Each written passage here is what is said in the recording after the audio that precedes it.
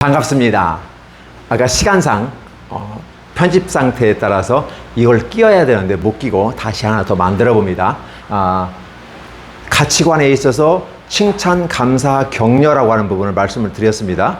하루에 3가지 칭찬과 격려와 감사를 해서 3줄씩 총 9줄을 카페에다가 기록해 놓으시고 나중에 그걸 종합적으로 모아 가지고 사회복사의 만남이란 그 코너에 뒤에 첨부하시면 됩니다. 그리고 두 번째는 이제 가감승제에서 말씀을 드렸어요. 근데 가감승제에서 했을 때 여러분의 샘플들을 안 보여줬기 때문에 샘플을 한번 이렇게 기본적인 분석에서 이렇게 봅니다. 자, 한번 보시겠어요? 자, 이렇게 한번 보세요. 자, 그냥 가시면 됩니다. 자, 카페 가시면 이게 다 만들어져 있어요. 아까 그 모양이죠? 그래서 한 장짜리이기 때문에 자기 자신을 찾아볼 수 있는, 자기 자신을 좀 확인해 볼 수 있는 그런 모습이었으면 좋겠다 생각합니다. 자, 그리고 오늘은 지금 이 아바타인데요. 아바타는 어떤 식으로 하냐면 여러분들 한번 그림을 자 이거 보시기 바랍니다. 자, 다음에 카메라 잡아보고요. 네, 자, 이렇게 한 장으로 만듭니다. 여러 장 하면 여러분이 분량이 많아져서 좀 어려울 것 같아서 한 장으로 했으면 좋겠다 생각합니다. 이 아바타가 있다면 이라는 단어가 뭐냐면 여러분 처음에 아바타를 1회 거 나왔을 때 첫 장 나왔을 때 거기에 주인공이 하나가 있죠. 병사가 휠체어 타는 전산병이 하나 있어요. 항상 걔는 휠체어를 타고 다녔는데 어떻게 하니까 잘못하다가 기계 속에 자기가 쭉 말려 들어가 버렸어요. 말려 들어갔는데 문제는 뭐냐면 현실에서는 휠체어를 몰고 다니는데 아바타만 들어가면 뛰고 뭐 새 타고 뭐 머리가 이거 뭐 이렇게 해가지고 뭐 교감하는 어떤 해가지고 막 그냥 말도 안 했는데 알아서 막 그냥 날아다니고 막 하는 그 모습을 봤어요. 저는 그걸 보면서 뭐냐면 과연 우리의 삶에 아바타가 있다면이라는 한번 전제를 깔아요. 사실 아바타는 없죠. 그렇죠? 물론 아바타라는 단어가 나 대용으로 쓰는 게 플랫폼이라든지 나 대용해서 나 자신 쓰는 게 아바타지만 만약에 아바타가 진짜 있다면 근데 아바타가 그런 플랫폼에서 쓰는 아바타가 아니라 진짜 나처럼 할 수 있는 그런 아바타가 있다면 지금 기술이 좋아져 가지고 그 플랫폼이라는 그 속에서 여러 다양한 방식의 내가 마치 얘기하는 거죠. 근데 사실 나는 아니더라고요. 좀 어색하더라고 보니까 아직 기술이 더 발달해서 마치 내가 하는 것처럼 아니 진짜 나의 생각으로 움직이는 것처럼 이렇게 내가 곧 기적을 경험하는 것처럼. 그래서 이건 되게 어떻게 기적 질문이다라고 보시면 됩니다. 기적 질문이나 들어보셨죠? 질문 자체가 기적을 기대하는 건데 사실은 기적이라는 단어가 쉬운 건 아니잖아요. 그래서 내가 아바타가 된다는 것도 기적이잖아요. 그래서 내가 나에게 아바타가 있다면 이런 식의 제목을 잡는 거죠. 내가 아바타가 된다면 똑같은 표현일 겁니다. 그래서 여러분들에게 제가 3가지를 이렇게 해 드릴 거예요. 그럼 여러분들은 이렇게 해서 이런 형식으로 형태를 잡아주셔서 여기다가 첫 번째, 두 번째, 세 번째. 빌립보서 2장 신약 성경에 보면 이런 게 있어요. 하나님께서는 각 사람의 마음에 소원을 두고 행하신다 그랬어요. 그러니까 우리가 이 땅에 태어나는 것도 이게 우연이 아니라는 거죠. 길가에 있는 돌멩이 하나, 나에 있는 풀 한 포기도 다 의미가 있다. 여러분 다 알고 계시는 거잖아요.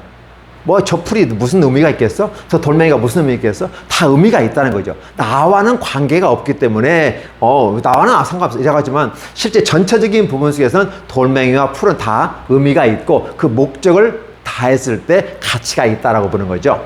그런 것처럼 하나님께서도 저와 여러분에게 마음속에 숨겨놓은 게 있어요. 그래서 여러분이 그걸 찾아내면 그게 뭐예요? 보물이에요. 인생은 그래서 보물찾기예요. 사람은 파랑새를 찾아서 많이 움직이잖아요. 그래서 이번에 트위터도 파랑새가 그 상징인데 파랑새 날아가 버렸죠. 다른 걸 바꿨잖아요. 자, 파랑새는 어떤 의미가 있어요? 희망을 얘기하고 뭔가 좀 노력하고 좀 더 멀리 가서 그래서 그 멋있는 그곳에 가서 그걸 찾아온다는 개념을 가고 파랑새를 얘기하잖아요. 근데 사실은 파랑새는 어디 있었어요? 그렇죠. 내 주변에, 아니 내 안에 있는 거죠. 그걸 찾아가는 거죠. 그래서 우리는 글로벌 국제화 시대, 세계화 시대 이렇게 한때 전 세계의 흐름 속에서 막 외국으로 가자, 막 펼쳐나가자, 전 세계가 내 운동장, 내 그라운드야 막 하면서 막 분위기 띄웠던 시대가 있어요. 근데 지금 어떤 분위기죠? 그런 시대는 이제 탈세계화가 펼쳐지고 다 어디로 가요? 자국 중심으로, 자국의 이익 중심으로 가다 보니까 조금 위험한 것도 있어요. 하나의 그건 트렌드다라고 보시면 좋을 것 같고요. 그래서 저와 여러분들에게 이제 나에게 하나님이 내 마음에 소원을 두고 행하신다면 내 마음 속에, 마음이라고 하는 건 뭘까요? 내 가슴이 마음에 있는가요? 아니죠. 마음이라는 건 우리의 생각의 좌소예요. 우리의 생각이 머무는 곳이 우리의 마음이거든요. 그럼 그 생각 속에 그 사이사이 하나님께서 보화를 숨겨놨다는 거죠. 그러면 그 보화를 찾아내는 거죠. 무슨 보화일까? 성경에서는 이렇게 말하는 거죠. 바로 하나님과 하나님이 보내신 자 예수 그리스도를 믿으면 영생을 얻게 되고 믿지 않으면 지옥에 간다는 말을 해줘요. 그래서 하나님이 우리 안에 주시는 건 뭐냐면 우리에게 보물이 되는 것이 뭘까? 가장 큰 보물은 뭘까요? 생명이잖아요. 그러면 그 생명을 찾는 그 일이 뭘까? 바로 하나님과 그의 보내신 자 예수를 믿는 것이 영생이다 라고 말하면서 우선 첫 번째 보물이 바로 그거라고 얘기하고 있어요. 성경은요. 근데 그게 왜 보물이냐? 왜 하나님이 보물이고 예수님이 보물이냐? 생명을 우리에게 주었기 때문에. 십자가에서 못 박혀 죽으시고 우리를 위해서 희생하셨잖아요. 그 희생에 바로 그 뭐예요? 생명을 던진 거거든요. 그래서 가장 우리에게 중요한 것은 생명이다. 그래서 우리에게 생명을 주신 하나님과 예수님은 첫 번째로 가장 소중한 보물이다라는 사실을 우리에게 일러주고 너의 인생에 있어서 네가 하나님을 찾을 수도 있고 못 찾을 수도 있어. 찾으면 너는 대박이 난 거고 찾지 못하면 너는 좀 힘들 것 같아 라고 말하는 것이 성경에서 얘기하는 거예요. 자, 그러면 그것은 이제 교회에서 얘기하는 거고 두 번째, 누구에게나 다 해당되는 부분이 한 가지 있죠? 뭘까요? 직업. 그렇죠? 내 직업이에요. 직업을 찾는 거예요. 어렸을 때 여러분이 현재 직업 찾는 것도 이걸 갖고 평생, 저희 때는 한 번 직장에 가면 평생 간다는 개념을 갖고 있었거든요. 근데 시대가 막 지식이 빨라져요. 다니엘서에 기록된 것처럼 지식이 빨라진다는 표현이 나와요. 지식이 빨라지기 시작하면서 하나의 직장 갖고는 갈 수 없다는 사실. 특히 이제 IMF라든지, 그죠? 그걸 터지고 여러 가지 국제적인 환경 속에 있다 보니까 하나만 갖고 직업은 안 되겠구나. 최소한 직업이 2개 내지 3개가 돼야 되겠구나. 하나만이 아니라 다양한 융복합 시대가 가야 되는구나. 그렇게 해야만이 내 안정적인 경제 활동을 할 수 있다라는 생각을 하게 되더라는 거죠. 이런 것들을 바라보면서 저와 여러분들이 뭐예요? 직업의 모습이에요. 나는 어떤 직업을 선택할 건가, 그죠? 그 다음에 뭘까요? 사람이 행복한다, 생명을 유지한다라는 개념은 내 파트너가 있어야 된다. 작은 의미에서 파트너는 내 아내와 내 남편과 내 가족이 작은 의미에서 파트너입니다. 좀 넓게 한다면 어떻게 돼요? 내 친구들, 여자친구들, 남자친구들, 그렇죠? 동창들, 이런 것들, 이런 분들. 그래서 최소한 이 정도는 우리가 발견하면, 최소한 이 정도만 있어도 우리는 행복을 찾았다고 말하지 않을까? 생명이 있다고 이야기하지 않을까? 하나님과 그가 보내신 예수님을 믿는 것은 영원한 생명을 얻기 때문에 천국까지 갈 수 있어. 그러니까 영생이 보장되니까 생명이니까 행복한 거야. 첫 번째. 두 번째, 내가 생명이 유지되려면 뭐가 필요하다? 경제가 필요해야 돼. 경제가 필요하려면 뭐예요? 네가 이마에 땀을 흘리고 살아있어라. 살아만 있으면 내가 너에게 구원자를 보낼 거다 라고 해서 우리가 직업을 주셨거든요. 직업 소명론을 말하면 직업을 가져. 그 직업이라고 하는 것은 경제를 넘어서는 거잖아요. 내 꿈을 실현하는 거기 때문에 그 직업을 여러분이 찾는 건 중요하다. 어떤 면에서 보면 사회복지로 들어온 이것도 내가 다른 직장을 하다가 최종적으로 나는 이제 이런 방향으로 가서 내 삶을 멋있게 한번 장식했으면 좋겠다 라고 해서 들어오신 건 아닌가 라고 저는 개인적으로 생각해 보는 거죠. 뭐 지금은 이 사회복지 자격증 가지고 현장에 있지 않더라도 추후에 내가 50세, 60세 좀 나이 먹고 난 다음에 그때 가서 한번 또 해보면 좋지 않을까? 라고 생각해서 또 공부하실 수 있는 거잖아요. 그렇죠? 그래서 직업이라는 건 대단히 중요하다. 아까 세 번째는 뭐였죠? 내가 돈 있으면 뭐하니? 같이 먹어주고, 같이 웃어주고, 같이 나눌 수 있는 뭐가 필요하다? 가족이 필요하다. 그렇죠? 그래서 여러분들이 삶 속에서 쉽게 찾을 수 있는 거, 그런 직업이라든지, 근데 직업 쉽게 찾으시나요? 다들 좀 힘들어 하더라고요, 보니까. 그러면 배우자, 남편감, 아내감, 그렇죠? 그리고 그 둘 사이에서 아기가 탄생되어지고, 아기 태어난 거 얼마나 이쁜지 몰라거든. 엄청나게 좋거든요. 물론 키우는데 힘들지만, 그 나를 닮은 내 유전자가 전달된 새 생명이 탄생되는 거 너무 멋있는 거거든요. 그게 보물을 찾는 거다라고 보는 거죠. 그렇게 한번 여러분이 찾았으면 좋겠고, 근데 지금 제가 여기서 내고자 원하는 건 뭐냐면, 원래 우리 마음에 한 가지 소원을 두고 행하시는 하나님인데 지금 하나만이잖아요. 그렇죠? 근데 하나만 갖고는 우리가 좀 부족하다고 생각하는 거죠. 하나 갖고 셋이잖아요. 그렇죠?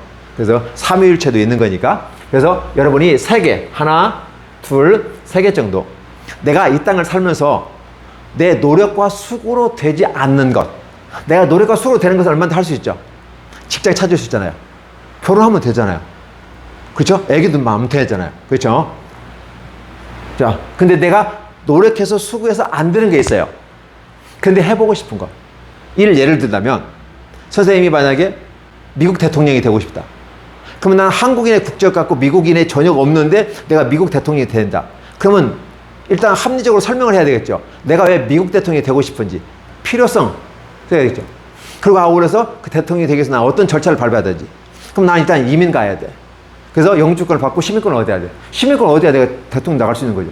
그러면 시민권 얻었다고 다 되는 것도 아니잖아요. 뭐가 필요하죠? 정치 집단에 들어가야 돼. 민주당에 들어가든 공화당에 들어가든 들어가야 돼요. 그리고 그거 하려면 뭐가 필요하죠? 직장도 있지만 돈도 필요한 거잖아요. 그리고 또 같은 한인 사회에 또 지지가 있어야 되는 거잖아요. 이런 것들을 하나씩 하나씩 만들어서 한다면 난 마지막에 내가 좀 늦게라도 지금 뭐 바이든 대통령이 80세인가요? 맞죠? 80대요? 80대라고요. 정확히 나이는 제가 기억이 안 돼요. 어떤 80대 대통령이 된단 말이에요. 그러면 내가 여성이지만 80세에 내 대통령 될 수 있는 거고 시간이 많이 필요한 거니까 그래서 한번 해보겠어 라고 하는 합리적인 어떤 그 논술을 한번 써보라는 거죠. 그러면 실제 내가 사실은 미국의 대통령이 된다는 건 어렵잖아요. 남자도 어려운데 여성이 그렇죠? 그리고 또 소녀가 많이 한다면 시간이 근데 그에 대한 왜 내가 대통령이 돼야 미국 대통령이 돼야 되는지 그러면 그것도 어떤 절차를 통해서 해야 되는지 그래서 누군가가 이걸 읽을 때 그래 맞아 너 대통령 할 수 있겠다 이 정도 되면 이게 인정해 줄 수 있게끔 한번 써보는 거죠. 이걸 하나 둘 세 개를 찾아가지고 여러분들이 써보시는 거예요. 그러면 여러분들이 내가 항상 보고 만지고 느끼는 것만 전부다고 생각하지만 우리 학문의 세계가 오감각으로 이루어지는 거잖아요. 근데 여러분 보고 느끼고 경험하지 않은 내 마음속에 있는 내 마음속에 하나님이 나를 이 땅에 탄생시켜놓고 나를 통해 뭔가를 이루려고 했는데 아까 세 가지 그것은 당연한 거거니와 그 외 것 중에서 한번 여러분이 내 마음속에 숨겨져 있는 게 뭐지? 한번 찾아보세요.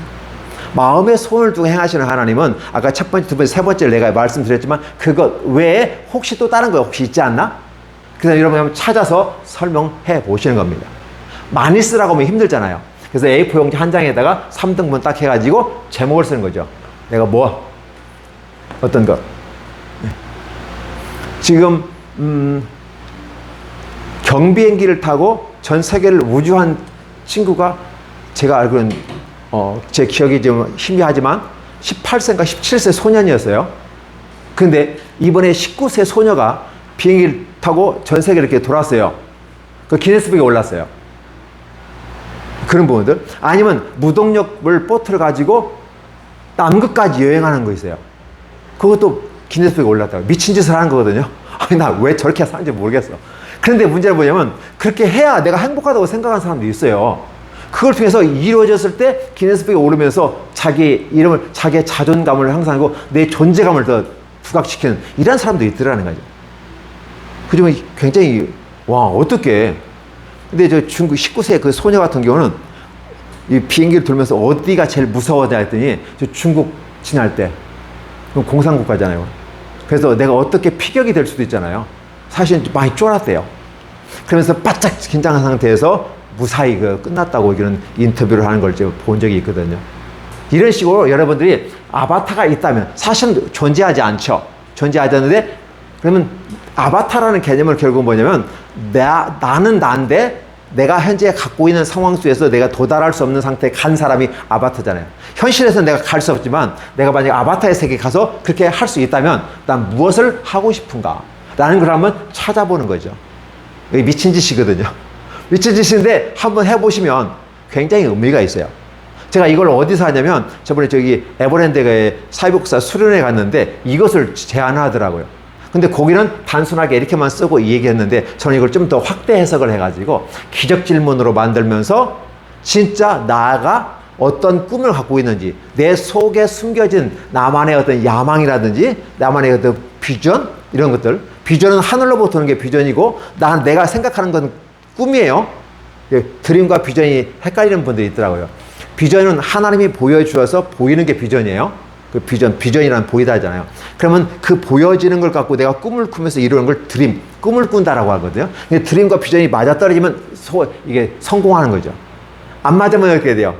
좀 빗나가는 거에 돼요. 그래서 이 비전과 꿈이 딱 맞아떨어지는 순간에 하나가 되어버리면 성공이라는 단어가 주어져요. 저와 여러분이 그렇게 사회복지사라고 하는 실습을 하는 이 짧은 시간이지만 이런 생각할 수 있는 그런 것들을 한번 가져보았으면 좋겠다. 그래서 지금 가감성제라든지 아바타가 있다면 어떤 수련회라든지 어떤 그 모임을 가질 때 시간 보내기에 좋은 그 자기 자신을 성찰할 수 있는 그런 시간들을 보내는데 A4용지 한 장이면 되잖아요. 간단해요. 설명도 쉬워요. 이건 얼마든지 할 수 있고 집에서도 해보실 수 있어요.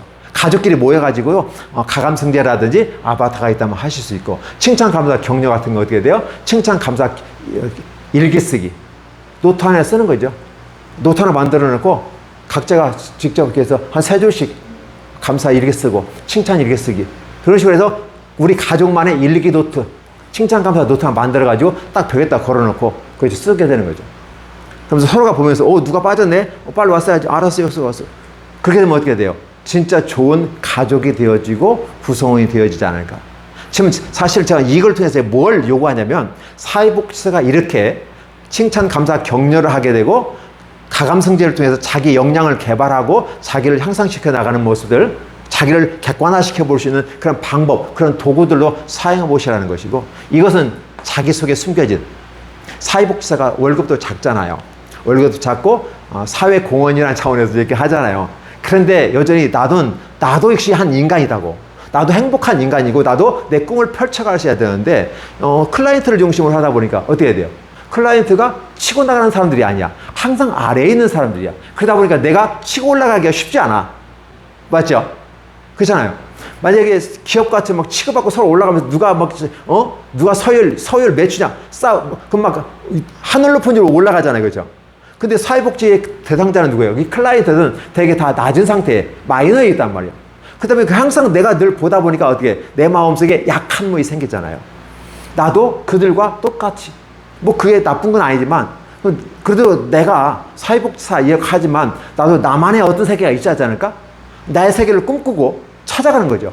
사회복지 일을 할 때는 이 일을 하지만 나 혼자 있을 때만큼이라도 야망을 갖고 비전을 만들어가고 어떤 세계를 만들어가면 좋지 않을까? 이런 생각을 한번 해보면서 한다면 진짜 사회복지사 행복하지 않을까요? 그렇죠? 일주일 동안 내내 클라이언트가 여기 시달리잖아요. 그래서 하루 쉴 때 텐트 메고 가서 안에 탁 쳐놓고 혼자가 하늘 별 보면서 자기만의 시간을 보내면서 공상도 하고 별걸 다 하는 거죠. 자기를 찾아가는 게 대단히 중요해요. 그래서 21세기의 사회복지사의 건강한 모습은 자기를 찾아가는 것. 자기를 찾아가는 것, 자기를 인식하는 것.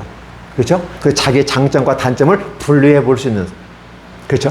그렇게 하면서 그런 걸 리스트 만들어 놓고 내가 그걸 어떻게 보완하고 채워갈 건지. 이렇게 한다면 여러분들의 자존감은 어떻게 될까요? 올라가겠죠.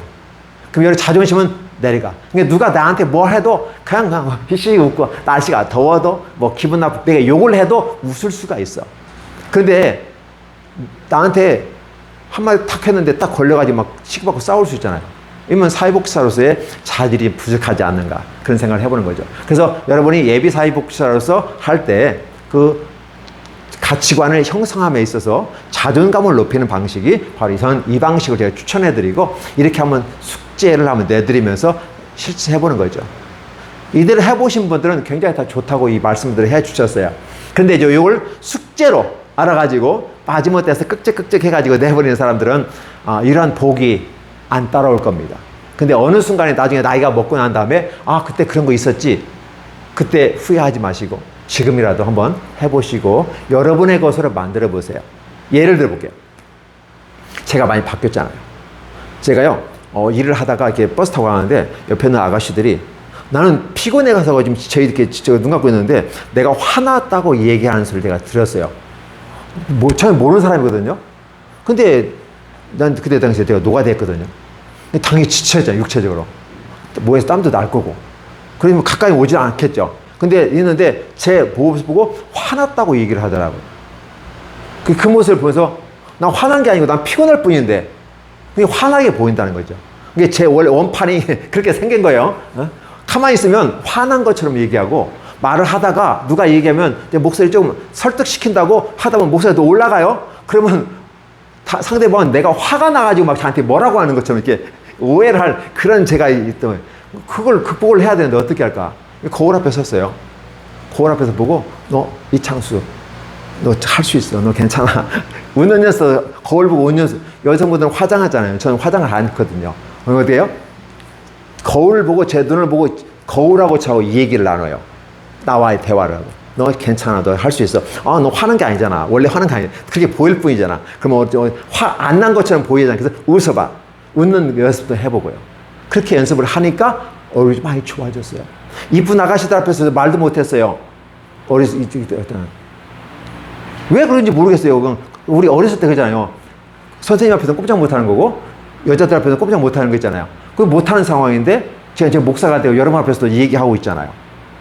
얼마든지 극복해 나갈 수 있는 거잖아요. 이런 것도 마찬가지죠. 결국은 뭐냐면 사회복지사가 가장 불쌍한 사람 중에 한 사람 중에 사회복지사예요. 돈도 많이 없어. 우리가 열심히 전문가라고 말하는데 사회에서는 전문가라고 인정도 안 해줘. 근데 우리는 클라이언트는 우리한테 손을 벌리고 있어. 우리는 뭔가 빚지지 않는데 빚진 것처럼 도와줘야 된다고 생각하고 있어. 그래서 여러분들 사실은 월급 받고 내 삶을 살기 위해서 월급 받으려고 편하게 하려고 사회복지 왔는지는 모르겠지만 그런 사회복지라는 개념을 가지고 들어갈 때는 어떻게 돼요? 클라이언트를 내 서비스를 제공하는 사람들이거든요. 그러면 나는 뭐지? 라는 생각을 하게 돼요. 힘들어요. 나보다 공부 못하는 제가 월급을 500만, 600만씩 받는단 말이에요. 난 사회복지사를 키보드에 300, 400 잘 받아. 300, 400인데 이렇게 된단 말이에요. 그러면 평상시에 공부도 못하는 제가 동창회 갔는데 뭐 하고 있어요? 뭐 이번 내가 쏠게. 2차 내가 쏠게. 500만 원, 1000만 원 팍팍 써본단 말이에요. 내 가방 들고 다녔다는데 화가 나는 거죠. 그래서 어느 요양원 같은 경우는 그 사회복지사가 그날 비 오는 날 동창회 갔다 승질나니까 당직이 했어요. 술을 홀짝홀짝 마시고 있었는데 근데 또 치매 노인이 와가지고 찝찝하게 건드렸어. 치매 노인이 잘 모르잖아요. 그러니까 승질이 휴중에 노인을 패버렸던 거예요. 그 뉴스 나왔잖아요. 이렇게 되는 거예요. 이게 자기 관리가 안 되면 취준이라도 클라이언트는 내 손님이잖아요. 내가 월급을 가져갈 근거가 되는 사람들인데 그렇다고 뭐 빼면 안 되잖아요. 그래서 텔레비전 나와가지고 유명인사가 됐어요. 근데 저는 그걸 보고 뭘 봤냐면 저분의 마음에 이런 약함이 있구나.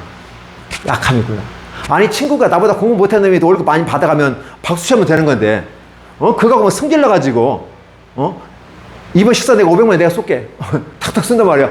그것도 마이크로, 또 우리 누가, 이번 식사 쏜다고. 2차, 이거 술값 다 된다고. 이러니까 막 자기는 제일 잘 나갔던 친구인데 성질이 나잖아요. 근데 자기 잘 나간 게 아닌 거죠. 그죠? 뭐가 안 됐어요?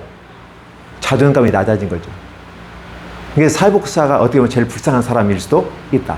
근데 내가 불쌍하지 않고 건강하게 살아가는 방식은 이 방식이다.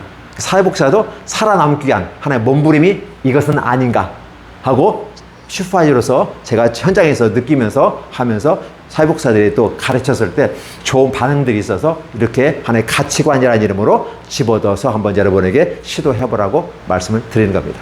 예, 감사합니다. 여기까지 하겠습니다.